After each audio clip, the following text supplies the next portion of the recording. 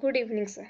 Here I am going to represent the assignment 2 of CML 102, which contain totally 3 parts. In the first part of our assignment, we have to be use the software name as Olix2 and we have to be make these structures. Like you have provided us with the 3 datas, and for each data we have given the atoms in it, and from that atoms we have to be make the corresponding related structure, like which structure it's resemble to, and we have to be make that structure, and our main task is to minimize the R factor that we are getting here. So the first data or the first structure is hydrochlorothiazide structure. Guys, like this is the structure of it. Like in this, we have make the atoms bonds. This is the carbon atom, nitrogen atom, sulfur atom, oxygen atom, chlorine atoms, and we have used the uh, elliptical structure for it to reduce its R factor instead of circular. And here we have connected the hydrogen atoms, this white representing the hydrogen atoms. So, and here we are getting the R factor is to be 3.76. We want R factor to be less than 5% to get it's feasible, and we are getting.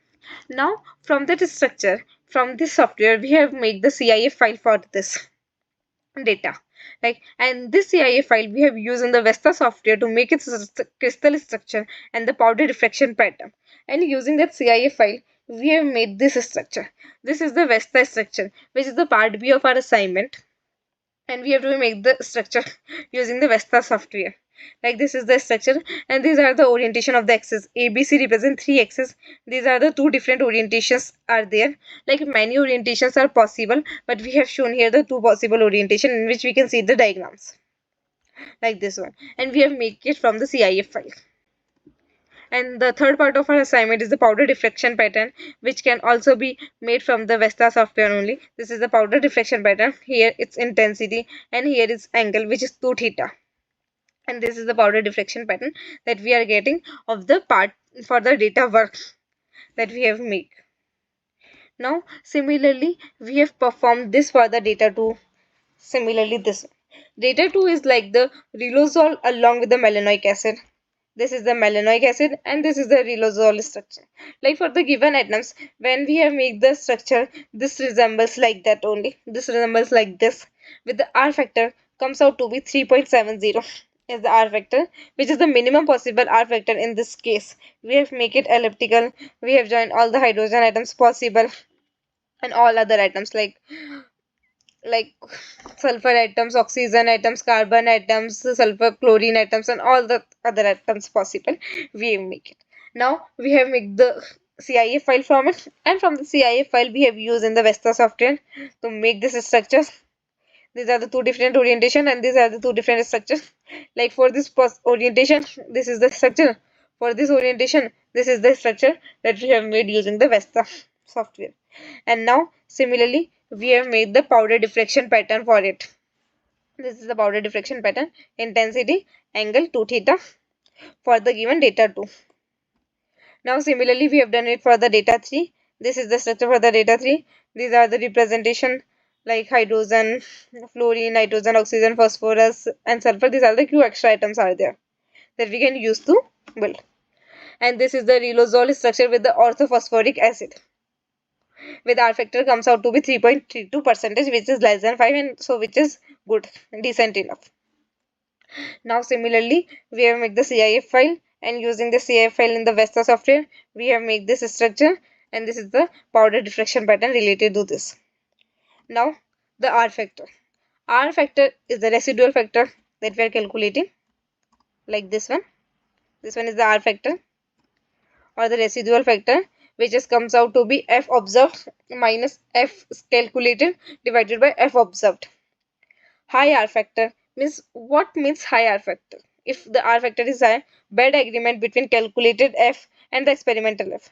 Like we can see that if the R factor is come out to be big, means there is a much difference in it, which is not a good one, because we want the observed should come nearly to the calculated. For example, R should be less than 0.05 is the good agreement.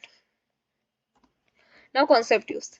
In this, making this PPT or making this assignment, what are the concepts that we have used? The refinement. Refinement is used in the Olix software. Refinement in crystallography is the process of optimizing the structural model to align it closely with experimental data. It involves adjusting atomic coordinates and other parameters to minimize the difference between calculated and the observed diffraction pattern. Means the difference in the observed and the calculated should be minimized. We can do it by the refinement, by doing the refine. This statistical process improves the accuracy and reliability of the structural model. Second is the ORTEP, Oak-Ridge Thermal Ellipsoid Plot. ORTP is a program used to create detailed visual representations of the crystal structure, including ellipsoid that depicts atomic thermal vibration. It allows precise and stereoscopic illustrations that are otherwise challenging to achieve with traditional drafting techniques. Third one is a PXRD, powder X-ray diffraction. PXRD data is analyzed using Vesta software, which provides detailed visualization and interpretation. The analysis involves comparing the diffraction pattern to understand the structural arrangement within the unit cell. And the fourth one is the R factor that we have discussed above. Now the procedure that we have used in making all these structures and all the patterns. The first one is the download softwares, OLX and the Vesta. These are the two software that we have used. Place the Cellx application in the OLX folder. Like this is the application shell IXS we provided to us from the cell that we have to be put in the OLX folder. Open the .ins file in the OLX2. Here, click on work done solve. Means there are the two files that are provided to us, .ins, .hkl. We have to use .ins file that we have to be open in the OLX2 folder, and here we have to be going the work. In the work, we have to be going the solve. After solving, we have to be in the define. Point of electron density appear. Place atom at the position using the hint as the reference. Check for atoms that are misidentified, like they are not identified. Use understanding of the form factor of various atoms to identify such mistakes. Apply refining to check for the R factor decreasing.